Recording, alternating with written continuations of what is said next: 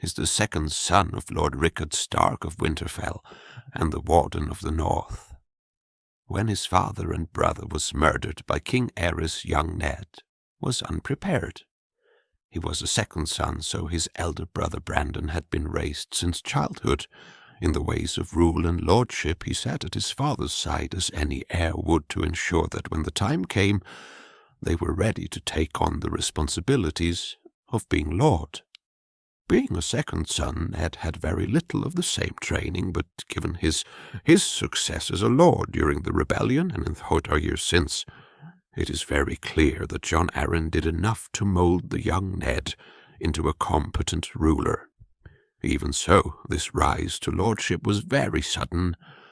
not just because he was a second son, but given the fact that Rickard Stark was still a relatively young man who could have lived for decades more,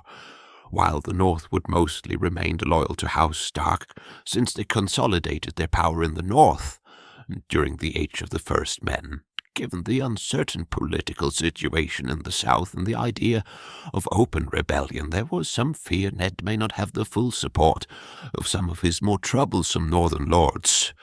which is exactly why Lord Eddard had to return to his seat in person to consolidate his own power and call his own banners rather than remaining in the South, and have one of his senior lords or younger brother Benjen do so on his behalf. Getting Ned back to the North was more of a tricky matter than it might have first appeared, with Gulltown at the time under the control of House Grafton, who had sided with King Aerys II and it being the only true port in the Vale, meant that Ned would have to find another way to gain safe passage back to Winterfell with a small escort of guards. Ned crossed the perilous mountains of the Moon, hoping to find passage across the Bight.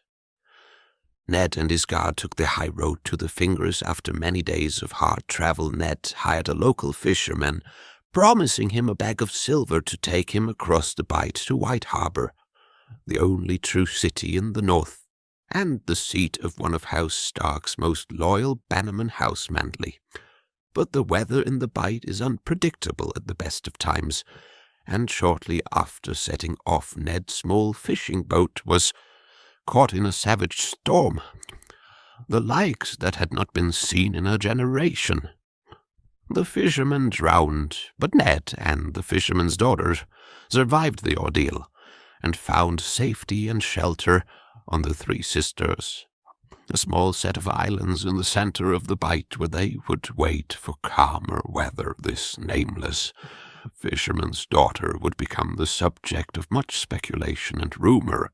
in the years since the rebellion, with some in the North speculating that this fisherman's daughter could have been the mother to Ned Stark's bastard son.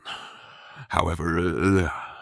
in truth, there is very little proof to support this suggestion, and it is likely an issue lost to the pages of time.